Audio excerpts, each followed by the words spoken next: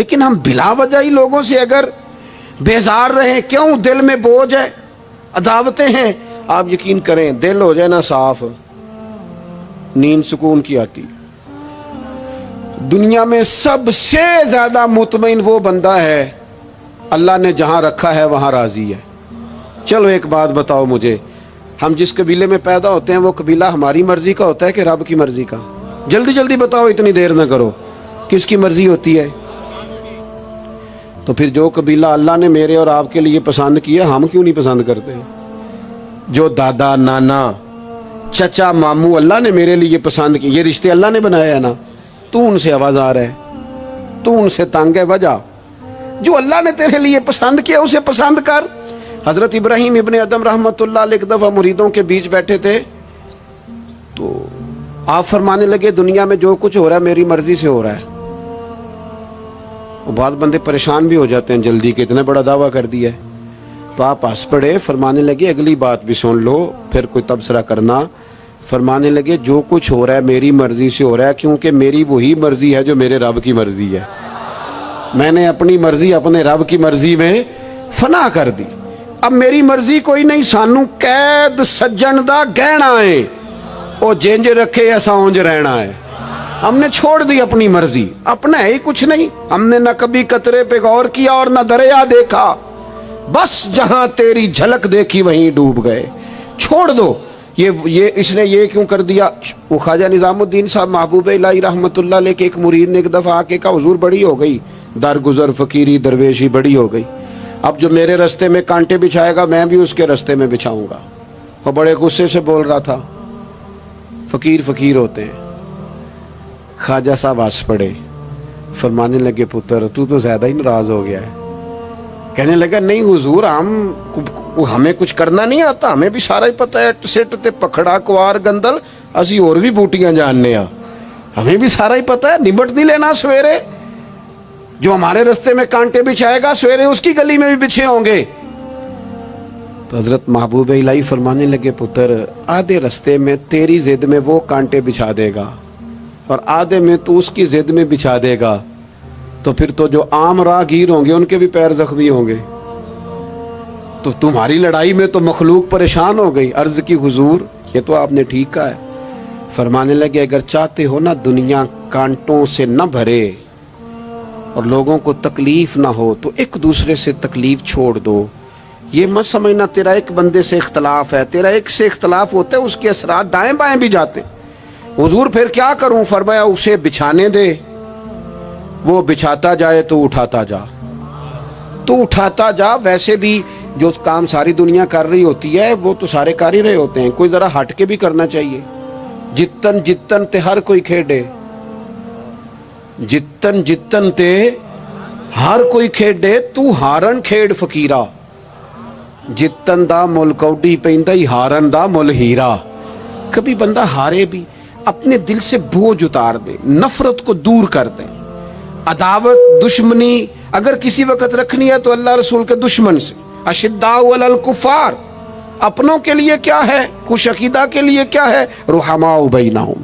میرے عزیز ترمذی میں حدیث ہے، اپنی بات کو حوالہ دے کے مضبوط کر دوں، ترمذی میں حدیث ہے، نبی پاک علیہ الصلوۃ والسلام نے حضرت انس بن مالک سے فرمایا تھا، اے انس، اے میرے بیٹے، تم سے ہو سکے تو صبح اس حال میں کرنا کہ تمہارے دل میں کسی کا بغض نہ ہو۔ اور اگلے لفظ حدیث کے یہ ہیں، حضور فرمانے لگے یہ میری سنت ہے، یہ میرا طریقہ ہے، اپنے دلوں کو عداوتوں سے پاک کریں۔ اور پانچویں بات، اور بس اسی کے آگے پیچھے میں نے اپنی بات کو سمیٹ دینا ہے، میرا مضمون مکمل ہو گیا۔ حضور کی ایک بہت بڑی سنت، نبی پاک علیہ السلام کی ایک بہت بڑی ادا، وہ پتہ کیا ہے؟ وہ ہے دوسروں کا احساس کرنا، دوسروں کے بارے میں سوچنا، دوسروں کا خیال کرنا۔ میں ابھی آ رہا تھا تو میری گاڑی کے ساتھ کچھ دوستوں نے دوڑنا شروع کر دیا۔ میں جو ہوں مجھے اس کا پتہ ہے، میں ہمیشہ دوستوں سے کہتا رہتا ہوں آپ بزرگوں کے ہاتھ چومیں، اللہ والوں کی اچھی بات ہے، آپ کو فائدہ ہوگا۔ میرے جیسے گناہگار کے ہاتھ چوم کے آپ کو کیا ملے گا؟ کوئی نتیجہ نہیں نکلے. ہاں آپ کوئی میری بات مان لیں اور اس پر عمل شروع کر دیں تو رب کریم کی رحمت صبح قیامت ممکن ہے یہ کہہ دے یہ تیری وجہ سے اس نے شروع کیا تھا، جا تیرے گناہ بھی معاف کیے. یہ جو ذوق ہے نا، اب ایک بندہ گاڑی کے پیچھے بھاگ رہا ہے تو مجھے اتنی سخت تکلیف ہو رہی تھی، میں نے کہا یار کیا ضرورت، دیکھو نا بیچارہ گرمی کا موسم ہے، پیاس لگے گی اور پسینہ آئے گا، کیوں بھاگ رہا ہے؟ اب میری مجبوری بھی ہے، گاڑی کو تو چلنا ہے. جب تک ہم احساس پیدا نہیں نہ کرتے، میرے قبلہ عالم فرمایا کرتے تھے کہ تیری گاڑی کے آگے سے کوئی غلط کراس کر گیا اور دوڑ کے گزر گیا اور کوئی سخت جملہ بھی کہہ گیا ہے، اس پر بھی تنقید نہ کر، تو اپنے دل میں اس کا احساس پیدا کر، سوچ کے ہو سکتا ہے اسے گھر میں کوئی ایمرجنسی ہو گئی ہو. اپنی سوچوں کو مثبت کریں. آپ دوسروں کا احساس بھی اپنی طبیعت میں پیدا کریں، دوسروں کے بارے میں بھی سوچیں. میں یہاں ماشاءاللہ سٹیج پہ بیٹھا ہوں، بڑا نرم ماحول ہے، بڑا کچھ ہے، لیکن جو دوست پیچھے دیوار کے ساتھ کھڑے ہیں نا، جن کو جگہ بیٹھنے کی بھی نہیں ملی اور کھڑے ہونے کی بھی صحیح کر کے نہیں ملی، ان کا بھی احساس پوری طرح. اور میرے خیال میں سب سے زیادہ مہمان خصوصی بھی وہی ہیں آج کی ہماری محفل کے، جو زیادہ مشکل میں بیٹھے. احساس اپنی کہاں تک احساس کرنا ہے؟ لو حدیث پاک سنو. اللہ کے محبوب علیہ السلام فرماتے ہیں میں نماز پڑھانے کھڑا ہوتا ہوں، نماز. کریم فرماتے ہیں میرا دل کرتا ہے میں لمبی نماز پڑھاؤں، لیکن پھر پیچھے سے نہ کسی بچے کے رونے کی آواز آتی ہے. دل تھا لمبی پڑھاؤں، بچہ رو پڑا تو مجھے خیال آتا ہے اس کے رونے سے اس کی اماں کو تکلیف ہو رہی ہوگی، میں نماز چھوٹی کر دیتا ہوں. اللہ کی نماز مختصر کر دی احساس کے طور پر. حضور اس امام مسجد سے سخت ناراض ہو گئے تھے، صحیح حدیث میں موجود ہے، جس کے مقتدیوں نے آ کے شکایت کی تھی کہ یا رسول اللہ بہت لمبی نماز پڑھاتا ہے. یہاں تو لوگ احساس ہی نہیں کرتے میرے بھائی، یہاں تو احساس ہی نہیں کرتے. یہاں تو میں آیا ہوں نا رات کے 1 بجے محفل میں، تو میری طرح کے لوگ تہاڈا ذوق ہی نہیں، تسی سبحان اللہ ہی نہیں آندے، تسی ہاتھ ہی نہیں کھڑے کر دے. او بھائی تو نہیں آیا ہے، تو ٹر جانا ہے اپنا سارا سمیٹ کے پیسے گنا کے. اتنے بیچارے مغرب دے بیٹھے نے، ان کا ذوق تو اپنا ذوق بھی بیان کرنا، آنا تو بھی اسی وقت محفل میں جب سارے آئے ہیں تے نالے تو تے گل کر کے آیا میں انہیں ہزار لینا ہے تے مفت آئے نے سارے بیچارے. اس لیے ہو سکتا ہے ان کا عشق تجھ سے زیادہ ہو. کروں مدح اہل دول رضا اور پڑے اس بلا میں میری بلا، میں گدا ہوں اپنے کریم کا، یہ میرا دین ہے کوئی پارا نہ نہیں. اس لیے میرے عزیز احساس دوسروں کا پیدا کریں اپنی طبیعت میں. ہم نا احساس نہیں کرتے، خدا را احساس کرو. ٹھیک ہے پریشانیاں ہیں، لیکن میں جوان سے کہوں گا تو نوجوان ہے، باہر تجھے ٹینشنیں ہیں، کاروبار کی مسائل ہیں، پریشانیاں ہیں، لیکن اللہ نے تجھے جوان کیا ہے نا، حوصلہ دیا ہے نا، تو باہر کی ٹینشنیں باہر چھوڑ کے آیا کر. گھر تیرے ابا جی انتظار کر رہے ہیں، ان کے پاس بیٹھ، ان کا دکھ سن، حوصلہ بڑا کر. پھر گھر کے اندر تیری اماں بیٹھی ہے، اس نے تیرے سے بات کرنی ہے، کئی باتیں سنانی ہے. تیرا بیٹا ہے وہ دوڑ کے آیا ابا ابا کہتے، اور تو کہتا لے جا میری طبیعت نہیں ٹھیک. دنیا میں سب سے مصروف وقت رسول کریم نے گزارا ہے، لیکن حضور تو غلاموں کی بات بھی سنتے، حضور تو گھر والوں کو وقت بھی دیتے. سیدہ عائشہ صدیقہ فرماتی ہیں جب تک گھر میں رہتے گھر کا کوئی کام ہی کرتے رہتے. اور حضور تو نواسوں کو ٹائم دیتے، نماز کے وقت بھی ساتھ لے جاتے. کیوں ہم اپنے آپ سے دوسروں کا احساس نکال بیٹھیں، دوسروں کے بارے میں تھوڑا احساس. آپ تھوڑے دن پہلے نا، کچھ عرصہ پہلے کچھ لوگ آگے میرے پاس کہنے لگے کہ کوئی طالب علم کوئی عالم مل جائے مدرسے میں سے آپ کے، اور ہم نے نا وہاں اپنے ہاں امامت کے لیے اور جمعہ کے لیے اس کو لے جانا ہے. میں نے کسی طالب علم سے کہا چلے جاؤ. وہ کہنے لگے تنخواہ کتنی دینی ہے؟ میں نے کہا کوئی زیادہ نہیں، جتنا آپ کے گھر کا خرچہ ہے اتنا اس کو بھی دے دیں. وہ پریشان ہو گیا، جی میں تسی نہیں سارے ہو گئے، تو اتنے پیسے دے دیں جتنا ہمارا خرچہ ہے. ہم تو صاحب ہوتے ہیں، اس کو کیسے دے دیں یہ والا خرچہ؟ تو کہنے لگے نہیں جی وہ تو ٹھیک ہے، تسی کوئی 10 چھڑو. اور میں نے کہا میں آپ کو وہ بتا رہا ہوں جو حضرت صدیق اکبر نے بتایا ہے. آپ کی تنخواہ کتنی لگائیں؟ کہا درمیانے مہاجر کا جتنا خرچہ ہے نا اتنا میرا بھی لگا دو. حضور گزارا نہ ہوا، فرمایا میں لوگوں کی تنخواہیں بڑھا دوں گا، جہاں سب کا گزارا ہوگا ابو بکر کا بھی ہو جائے گا. یہ کیا بات ہوئی کہ تیرا گزارا نہیں ہوتا تو مزدور کا کیسے ہوتا ہے؟ غریب آدمی کا احساس جب تک تجھے دوسروں کا پیدا نہیں ہوتا تو حضور کے اسوہ حسنہ تک نہیں پہنچ سکتا. تو نے نبی پاک کا طریقہ نہیں اپنایا. یہ پتہ ہے حضور جو غاروں میں روتے تھے اور سارا دن تبلیغ کرتے تھے اور طائف تشریف لے جاتے تھے اور عکاظ کی منڈیوں میں جاتے تھے، یہ احساس تھا، یہ درد تھا جو میرے محبوب کو لے جاتا تھا. احساس تھا. حضور چاہتے تھے رب کا کوئی بندہ دوزخ میں نہ جائے. اللہ کے محبوب رات کو روتے، دن کو تبلیغ کرتے، گلی گلی جاتے، لوگوں کو سمجھاتے. کوئی ایک بار دین کی بات پوچھتا 10 بار بھی اس سے پوچھتا تو بتاتے. کیوں؟ احساس ہے. بات ختم کرنے لگا ہوں. سیدہ طیبہ طاہرہ ام المومنین سیدہ عائشہ صدیقہ رضی اللہ تعالیٰ عنہ فرماتی، ایک دن حضور مجھ سے فرمانے لگے، کریم فرمانے لگے عائشہ ایک بات بتاؤں تمہیں؟ یا رسول اللہ فرمائیے.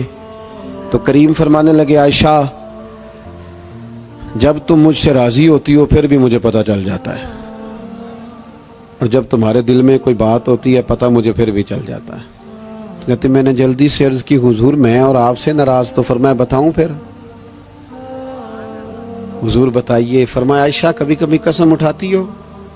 یا رسول اللہ اٹھاتی ہوں. فرمایا جب ہوتی ہو نا مجھ سے راضی تو کہتی ہو مجھے محمد مصطفیٰ کے رب کی قسم، اور جب تمہارے دل میں کوئی بات ہوتی ہے تو پھر کہتی ہو حضرت ابراہیم خلیل کے رب کی قسم.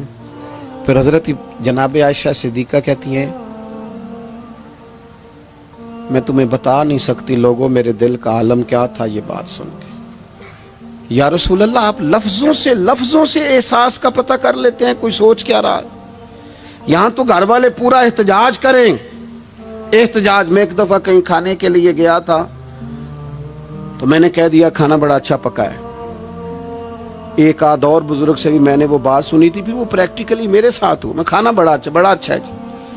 تھوڑی دیر کے بعد نا گھر کے اندر سے رونے کی آواز آنے لگی. تو مناسب تو نہیں ہوتا کسی کے گھر کے مسئلے میں ایسی بات پوچھنا، لیکن وہ جب ماحول زیادہ ہی بڑا تو میں نے میزبان سے کہا کہ خیر تو ہے گھر میں سب ٹھیک ہے؟ تو کہنے لگے آپ کی وجہ سے رو رہے ہیں. میں نے کہا کہنے لگے آپ نے بڑی تعریف کی ہے نا کھانا بڑا اچھا پکا ہے. تو میری بیوی ہے تو عزیزوں میں سے پر وہ گھر غریب ہے. اس نے کہا 14-15 سال ہو گئے اس گھر میں کھانا پکاتے، آج تک نہیں کسی نے کہا اچھا پکا ہے. میں غریب کی بیٹی ہوں، آج وہ تعریف سنی ہے تو دل کسی اور طرف ہی چلا گیا ہے. اتنا بھی احساس نہیں جو صبح سے گرمی میں کھڑے. آپ کو پتہ ہے نبی پاک نے کبھی کھانے میں نقص نہیں نکالا تھا. سیدہ عائشہ کہتی ہیں پسند ہوتا تو کھا لیتے ورنہ چھوڑ دیتے. کبھی عیب تو ہنڈیا پھینک دیتا. آنا گرمی میں تو بھی کھڑا ہونا، جہاں اماں کھڑی ہے، بیوی کھڑی ہے، بہنیں کھڑی ہیں، کھڑا ہونا 10 منٹ. تو بھی احساس ہی نہیں، صرف اپنا ہی پتہ ہے. سیدہ عائشہ صدیقہ یہ حضور کا اسوہ حسنہ ہے. یہ طریقے اپناؤ زندگی میں. 4 5 8 چیزوں کو فقط سنت نہ سمجھو. یہ وسعت ہے حضور کے اسوہ نور میں. سیدہ عائشہ کہنے لگی، کریم فرمانے لگے تم قسم اٹھاتے حضرت ابراہیم کا نام لیتی ہو تو میں سمجھ جاتا ہوں. جناب عائشہ کہتی ہیں بس دل مچل گیا، کیفیت اور کی اور ہو گئی. میں نے کہا حضور پھر مجھے قسم ہو محمد عربی کے رب کی، میرے لبوں سے آپ کا نام ہی جاتا ہے، میرے دل میں آپ ہر وقت موجود رہتے ہیں. میرے عزیز کچھ باتیں آپ سے میں نے عرض کی. میں اپنی گفتگو کو بھی دیکھتا ہے جو بڑے مالدار ہوتے ہیں، اور ایسے لوگوں کو بھی دیکھتا ہے جو بیچارے ایک وقت کھاتے ہیں اور دوسرے وقت کے لیے پریشان رہتے ہیں. اپنی زندگی میں وہ صحت مند، توانا، خوبرو لوگوں کو بھی دیکھتا ہے اور بیمار اور کمزور، ضعیف اور ناتواں لوگوں کو بھی دیکھتا ہے. اس کے ارد گرد ایسے لوگ بھی ہوتے ہیں جو بڑی خوش و خرم زندگی گزار رہے ہوتے ہیں، اور ایسے لوگ بھی ہوتے ہیں جو کسی وجہ سے پریشان، تکلیف میں گھٹے گھٹے سے ہوتے ہیں. انسان اپنے ماحول سے بھی سیکھتا ہے، معاشرے سے بھی سیکھتا ہے، اور پھر جب وہ لوگوں کے قریب جاتا ہے اور اپنے گھر سے اٹھ کر وہ لوگوں سے ملاقات کرتا ہے تو مختلف قسم کے مشورے، مختلف قسم کی آراء اور مختلف قسم کے مشیر اسے ملنا شروع ہو جاتے ہیں. ان ساری چیزوں کے ماحول میں انسان کی سوچیں پنپتی ہیں، اور اسے بالیدگی کا موقع ملتا ہے، وہ باشعور ہونے لگتا ہے، پھر وہ کسی ایک جگہ ٹھہر جاتا ہے۔ بعض اوقات کسی مالدار کی طرف دیکھ کر پوری طرح رک جاتا ہے اور سوچتا ہے کہ نہیں میں پیسہ ہی کماؤں گا تو پھر ہی ٹھیک ہے۔ بعض اوقات کسی مشہور آدمی کو خوش قسمت سمجھ لیتا ہے اور پھر وہ کوشش کرتا ہے کہ جتنے بھی جتن کیے جائیں کسی بھی طریقے سے شہرت حاصل کی جائے۔ وہ اس طرح کر کے ہماری ملت کے جوان بھی، ہمارے لوگ بھی، پھر میں نے ایسے لوگوں کو بھی دیکھا ہے جو اگرچہ بہت بڑے کسی ادارے سے پڑھے ہوئے تھے اور مالدار تھے اور وزادار تھے، اور انہوں نے یہ دیکھا کہ پاکستان میں آ کر یہاں پہنچ کر مجھے خدمت کا کام کرنا چاہیے، آئے، اچھی نیتوں کے ساتھ آئے ہوں گے، کوئی ان کے پیچھے نیک مقاصد ہی ہوں گے، لیکن جب انہوں نے پاکستانی سیاست کا ماحول دیکھا نا تو پھر نہ ڈگریاں نہ تعلیم کچھ بھی نہیں، وہ جس طرح کا ماحول تھا اسی طرح کے بن گئے، روایتی ہو گئے۔ کسی نہ کسی کے پیچھے یوں ہی لوگ لگ جاتے ہیں اور طرز زندگی اختیار کرتے ہیں۔ ہمیں لگنا ہوتا ہے کسی نہ کسی کے پیچھے، ہم پیروی کرتے ہیں لوگوں کی، لوگوں کو دیکھتے ہیں، اس حساب سے ہم اپنے آپ کو مرتب کرتے ہیں۔ پھر میرے بھائیوں، ایک مسئلہ اور بھی ہوتا ہے، انسانوں میں صرف خوبیاں نہیں ہوتی، عام انسانوں میں بشری کمزوریاں بھی ہوتی ہیں۔ ہم بعض اوقات کسی کے پیچھے چلتے ہیں تو تعریفوں کے پل باندھتے ہیں، محبتوں اور عقیدتوں کا لمبا چوڑا اظہار کرتے ہیں، پھر تھوڑا سا ٹائم گزرتا ہے اور تھوڑا سا قرب ملتا ہے تو پھر ہمیں اس بندے میں خامیاں نظر آنی شروع ہو جاتی ہیں۔ کورے ورک کتاب نہیں ہوندے، پتھر دل گلاب نہیں ہوندے، سجنا پہلو ہی سوچ کے لائیں پھر یاراں نال حساب نہیں ہوندے۔ سوچتے نہیں، سمجھتے نہیں، غور نہیں کرتے، جذباتی فیصلے کرتے ہیں، ماحول جذباتی ہے۔ یا آپ دیکھیں نا، میں کسی جگہ پہ پہنچتا ہوں تو رکنا، بیٹھنا، چلنا پھرنا دوست مشکل کر دیتے ہیں، 1 منٹ کے لیے کہیں کیمرہ بند نہیں ہوتا۔ آپ بڑے تھکے ہوئے بھی ہوں تو آپ صحیح کر کے کہیں بیٹھ نہیں سکتے، چونکہ آپ کی چاروں جانب تو کیمرہ چل رہا ہے، کیسے بیٹھے؟ نبی کی زندگی بہترین نمونہ ہے، ایک کامل اسوہ حسنہ تمہیں دیتے ہیں، کامل، مکمل۔ نبی پاک علیہ الصلوۃ والسلام کا جو وجود اطہر ہے نا، ایسا وجود اس کے اندر اللہ تعالیٰ نے ظاہری اور باطنی، یہ دیکھیں میں کسی جوش سے نہیں بول رہا، میں بڑی ہوش سے بات کر رہا ہوں، آپ سے بھی گزارش کرتا ہوں ہوش سے سننا۔ یہ بات میں درجنوں اور بیسیوں کتب کا نچوڑ آپ کے سامنے رکھ رہا ہوں۔ اللہ تعالیٰ نے نبی پاک علیہ الصلوۃ والسلام کے اندر ظاہری باطنی ساری خوبیاں بھر کے اپنے محبوب کو دنیا میں مبعوث فرمایا ہے، نہیں کھلا دیے، وہ جس راہ چل دیے ہیں کوچے بسا دیے۔ بعض لوگ ناراض نہ ہونا مجھ سے، بعض لوگ ہنستے ہیں، سونا نہیں ہنستے، ہنستے ہیں پر سونا۔ سیدہ طیبہ طاہرہ حضرت عائشہ صدیقہ فرماتی ہیں حضور مسکراتے تھے لیکن اس مسکرانے میں بھی عجیب وزاداری تھی، ہنستے تھے کھل کھلا کے نہیں ہنستے تھے، اس میں کہا نہیں لگتا تھا، آوازیں نہیں پیدا ہوتی تھی، یعنی سونا ہنس بھی جاتے تھے لیکن اس کے اندر بھی عجیب لطافت تھی۔ وہ کیسا ہنسنا تھا؟ صحابہ فرماتے ہیں حضور ہنستے، مقدس دانتوں میں سوراخ تھا، زیر لب مسکراتے، اور وہ جو حضور کے مقدس دانتوں میں مقدس سوراخ تھا نا، جب حضور ہنستے اس سے نور نکلتا اور مسجد نبی کی دیواریں بھی روشن ہو جاتی۔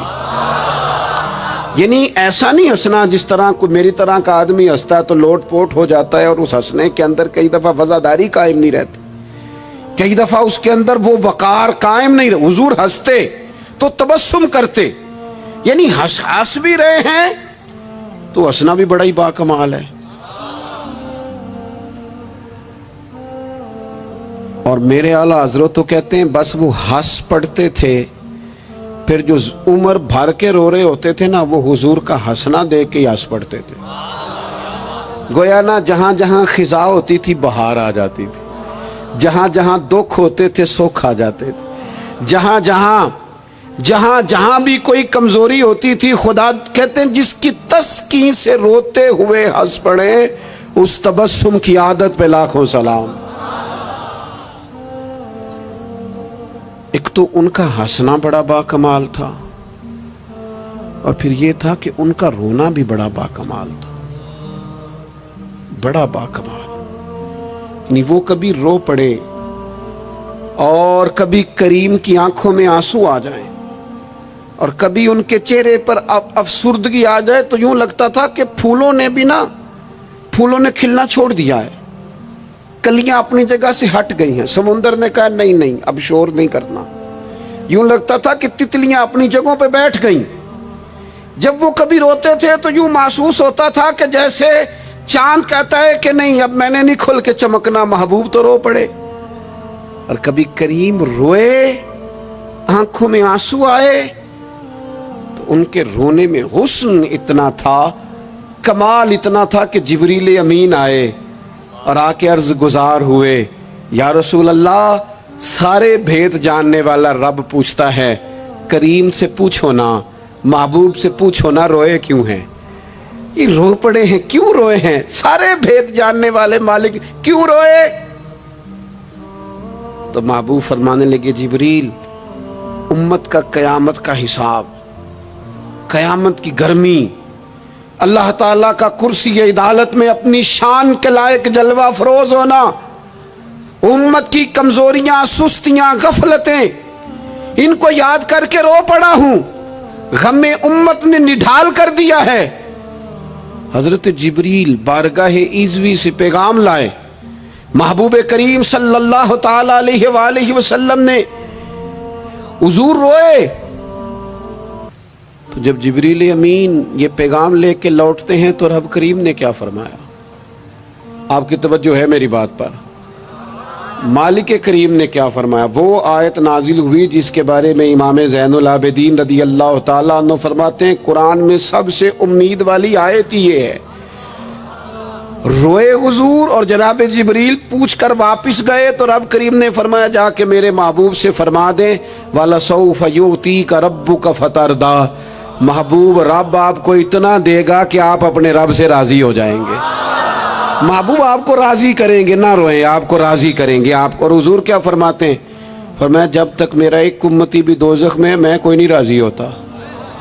اللہ کیا جہنم اب بھی نہ سرد ہوگا, رو رو کے مصطفیٰ نے دریا بہا دیے. حضور کا ہنسنا بھی با کمال, رو دینا بھی با کمال. ان کا کسی بندے سے محبت سے اٹھ کے گلے لگانا بھی با کمال. اور کبھی حضور جلال کریں تو محبوب فرمانے لگے میں نے دعا مانگی ہے, اے اللہ اگر میں کسی کو جھڑک دوں تو اتنا ثواب دینا جتنا تو فرض نماز کا ثواب دیتا ہے. یہاں یہ بھی ہر زاویے سے, ہر نگاہ سے. میں کیا آپ کو عرض کروں, ہم نے نہ کبھی سیرت بیان کی میری طرح کے لوگوں نے, نہ قوم اس طرح سے سیرت کو پڑھتی ہے. سیرت نبوی کا ایک ایک پہلو کبھی کھولا جائے. یہ جو زمانے میں بے چینی پائی جاتی ہے نا, بے قراری پائی جاتی ہے اور ذہنی انتشار ہے اور فکری الجھاؤ ہے اور ٹوٹتی بکھرتی سوچیں, یہ ساری ختم ہو جائیں. ایسا ٹھہراؤ نصیب ہو جینے کا بھی مزہ آئے اور مرنے کا بھی مزہ آئے. اگر حضور کی سیرت مقدسہ کو سمجھا جائے تو محبوب کی زندگی ہر طرح سے کامل ہے, مکمل ہے, اکمل ہے. آپ کہیں بھی اور جائیں گے. یہ آج کل موٹیویشنل اسپیکرز کا دور ہے, ہمارے بچے جدید پڑھے لکھے وہ کہتے ہیں میں فلاں موٹیویشنل اسپیکر کے پاس جاتا ہوں. جائیں آپ, بہت سارے لوگ ایسے انہیں کہیں تو وہ باز نہیں آتے, وہ تجربہ کر کے باز آتے ہیں. اور بالخصوص نئی نسل جو ہوتی ہے وہ بزرگوں کے تجربوں سے فائدہ نہیں اٹھاتی, وہ اپنے الگ سے تجربے کرنا چاہتی. اس کا بھی بڑا خطرناک نتیجہ برآمد ہوتا ہے. تو کوئی بندہ بھی جو آپ کو موٹیویٹ کرتا ہے نا کتاب و سنت کے بغیر, کوئی بھی آپ کو موٹیویٹ کر رہا ہے, وہ کیا کچھ کہہ رہا ہے, کیا کر رہا ہے, وہ کبھی بھی آپ کو تعلیم صحیح نہیں دے سکتا. کیوں؟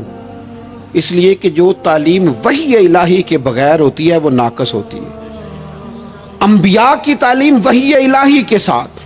لہذا اگر کوئی آدمی آپ کو موٹیویٹ کرتا ہے کتاب و سنت کے ساتھ, وہ آپ کو درست سمت لے کے جائے گا, ورنہ تو ہر آدمی آپ کو الجھا دے گا. میرے بھائی, نبی پاک کا اسوہ حسنہ. ہمارے ہاں لوگوں نے سنت شریعت سمجھ کس کو لیا ہے؟ ہمارے ہاں لوگوں نے سنت شریعت سمجھا ہے صرف پگڑی باندھ لی. بہت عظیم سنت ہے امامہ باندھنا. بعض لوگوں کا خیال ہے صرف داڑھی رکھنا, داڑھی بہت عظیم سنت, بہت عظیم سنت, انبیاء کرام کی پسند ہے. اور آپ کو پتہ ہے اللہ تعالیٰ نے عورتوں کو داڑھی دی ہی نہیں, یہ مرد کا زیور ہے. ہاں یہ مردانہ کام ہے, داڑھی مرد کا زیور ہے. اور پھر یہ آپ کے جسم کا حصہ ہے, داڑھی کا وزن کوئی نہیں ہوتا. پوچھ لیں جنہوں نے بڑی رکھی ہے, بے شک ان سے بھی پوچھ لیں. یہ وجود کا حصہ ہے, اس کا کوئی وزن, کوئی پریشانی. اور ایک اور بات نوجوانوں آپ سے کہہ دوں چلتے چلتے, بغیر داڑھی کے آپ سونے لگ رہے ہوں تو لوگ کہیں گے پیارے لگ رہے ہو, اچھے لگ رہے ہو, خوبصورت لگ رہے ہو. اور داڑھی کے ساتھ اگر کسی کو پیارے لگو نا, تو جو تعریف کرے گا وہ تو تعریف ہی بڑی روحانی قسم کی ہے, وجدانی. یعنی آپ داڑھی کے ساتھ اچھے لگیں تو لوگ کہتے ہیں کتنا نورانی چہرہ ہے. اب دیکھو اس تعریف کے پیچھے جو جملوں کی ترتیب ہے اس میں حسن کتنا. داڑھی, امامہ, سفید لباس, اور پھر یہ کہ مسواک کرنا بڑی اعلیٰ سنت ہے, میٹھا کھانا بڑی اعلیٰ سنت ہے. لیکن یہی 4-5 سنتیں نہیں میرے بھائی حضور کی. یہ بہت بڑا مسئلہ ہے. بعض لوگ سمجھ فلاں جی سنت شریعت پہ عمل کرتا ہے, کیا کرتا ہے کہ داڑھی پگڑی والا ہے.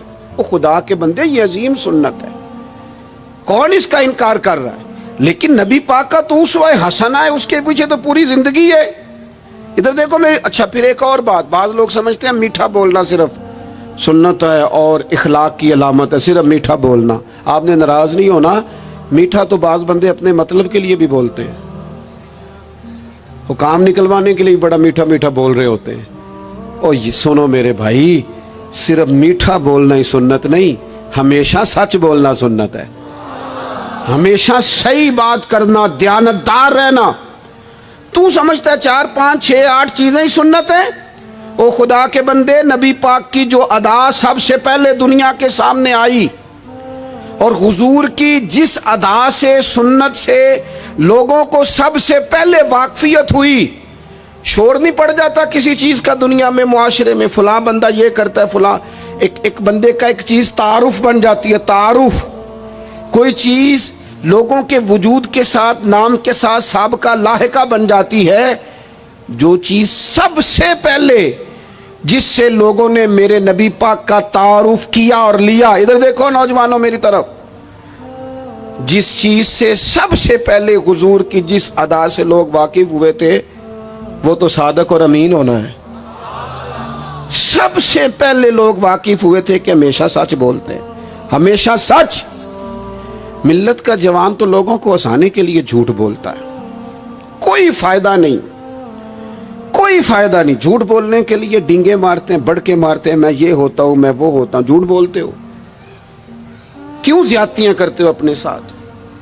نبی پاک علیہ السلام کی تو پہلی ادا, پہلی سنت جس سے لوگ واقف ہوئے وہ صادق اور امین ہونا ہے. اور لوگ کمزوری دکھاتے ہیں. میں آپ سے عرض کروں, آج پتہ ہے میرے ملک کا حال کیا ہے؟ آج اتنے درد میں ہیں لوگ, اتنی تکلیف میں ہیں. وہ امیر لوگ تو پیٹرول پہ بحث کرتے ہیں, پیٹرول پہ زیادہ تر وہ لوگ بحث کرتے ہیں جن کی گاڑیاں بڑی ہوتی ہیں. غریب پیٹرول پہ بحث نہیں کرتا,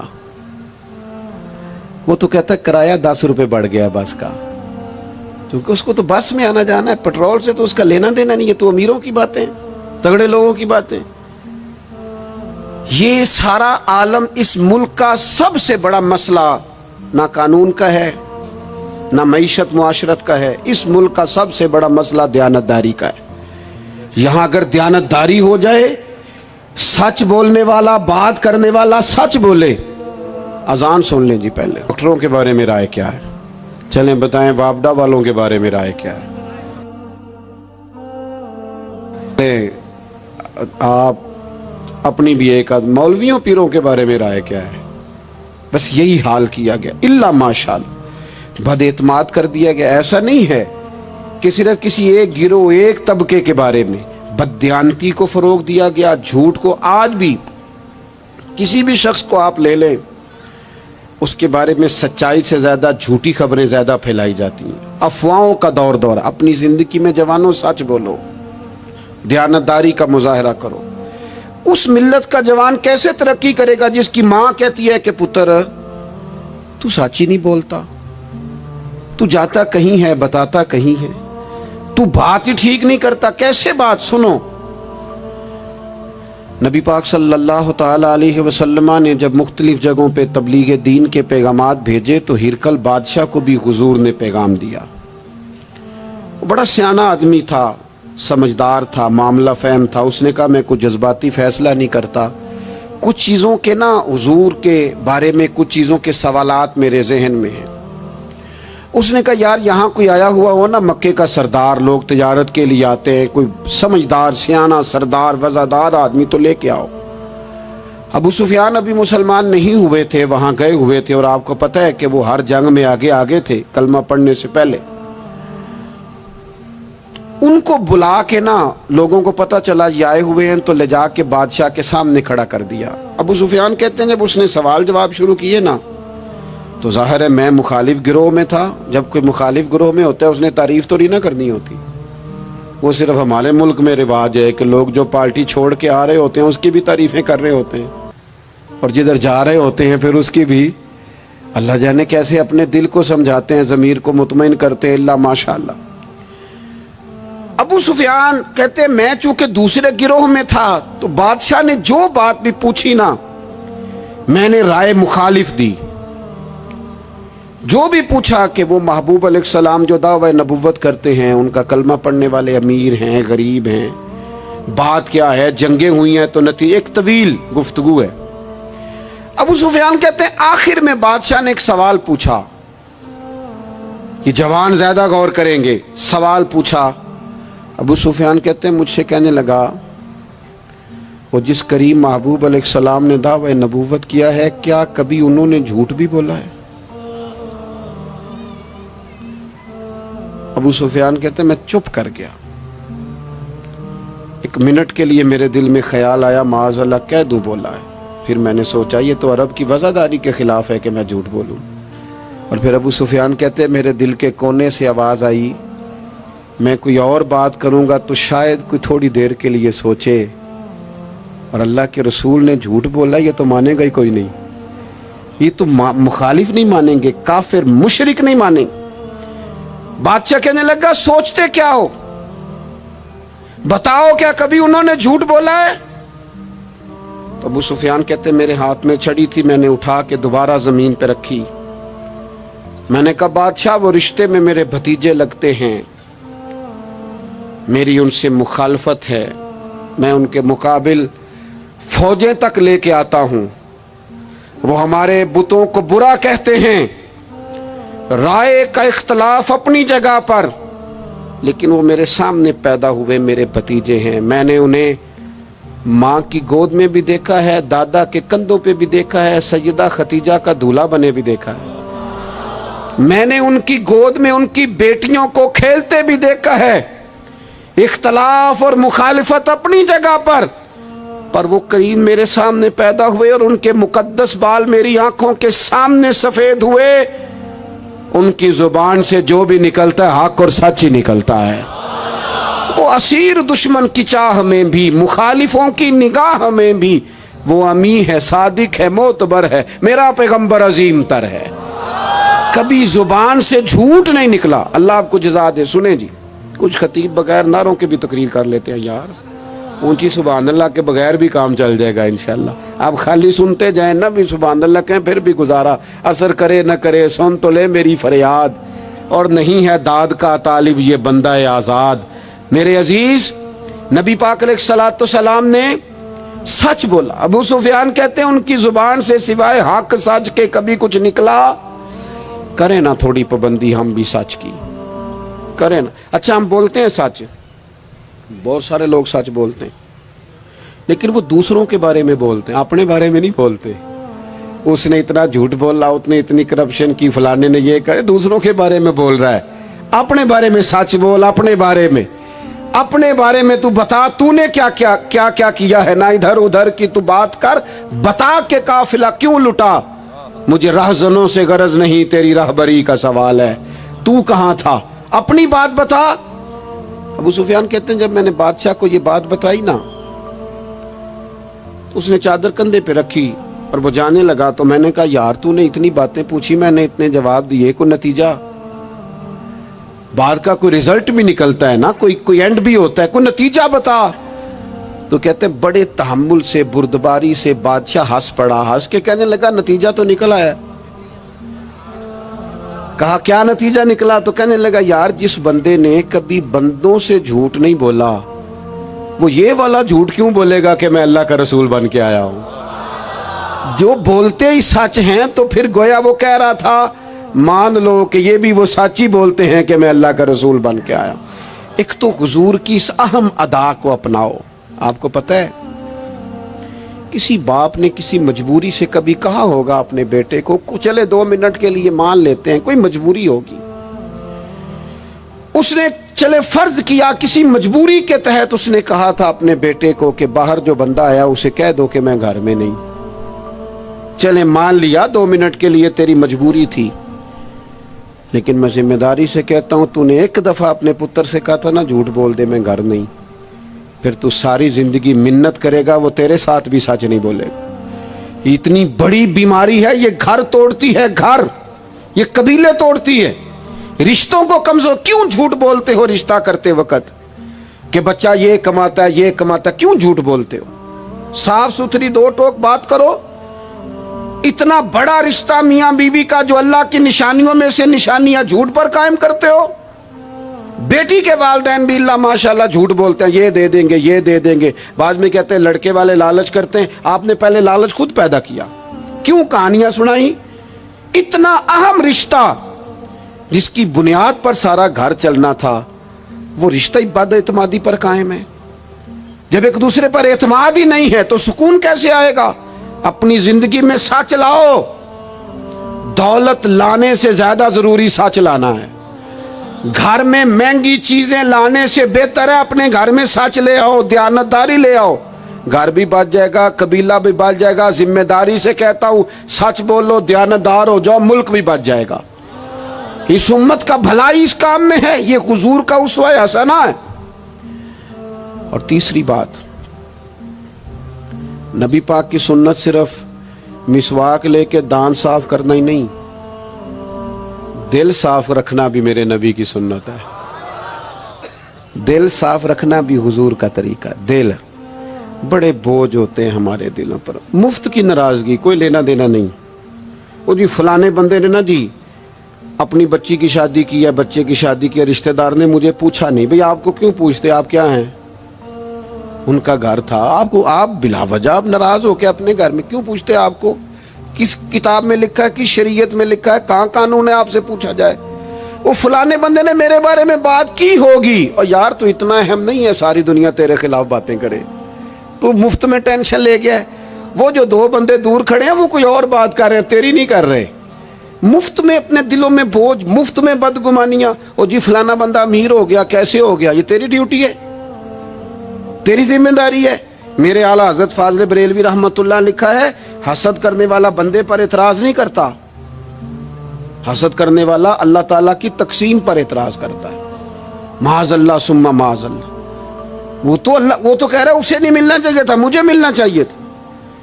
आप जब इतनी ज्यादा अदावतें पैदा कर लेते हैं, आप क्यों नहीं उस चीज से खुश होते जो निजाम मेरे रब ने बना दिया है? इतनी बड़ी अल्लाह की मखलूक है, लेकिन हमें लोग अच्छे ही नहीं लगते।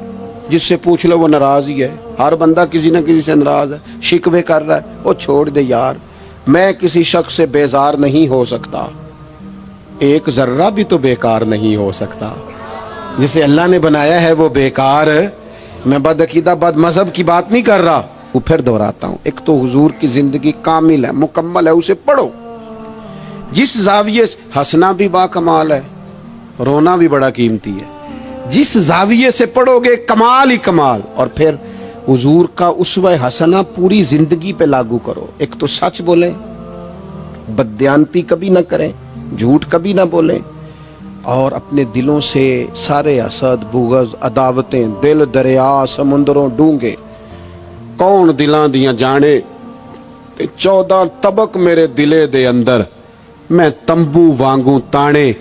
दिल में गुंजाइश पैदा करें। और आखिरी बात आपसे ये अर्ज़ की है, दूसरों का एहसास पैदा करें। दूसरों के लिए हम उस दीन के मानने वाले हैं इसमें से आबा जख्मी हालत में मैदान में जख्मों से चूर भी पड़े हो ना, तो फिर भी कहते हैं पानी मेरे भाई को पिला दो। पानी उस दीन के मानने वाले, हमें ना खुद गर्ज किया गया, अपनी अपनी पे लगा दिया गया है। बांटना शुरू करोगे ना, बांटना, उसमें सफाई भी है, बरकत भी है। और जो बांटते हैं उनके खजाने खाली नहीं होते, उन्हें अल्लाह ताला भी फरमाता है। फिर एक दफ़ा दुआ करता हूँ, अल्लाह ताला अहबाब की कोशिश को अपनी बारगाह में कबूल फरमाए। हज़रत किबला पीर साहिब दामद बरकातुहुल आलिया आस्तान आलिया सालकाबाद शरीफ से आप तशरीफ़ लाए, आपने सदारत भी फरमाई और हम सब के लिए दुआ भी फरमाएंगे। अल्लाह तबारक व तआला इस बज़्म नूर को कबूलियत का दर्जा अता फरमाए। वमा अलैना इल्लल बलाग।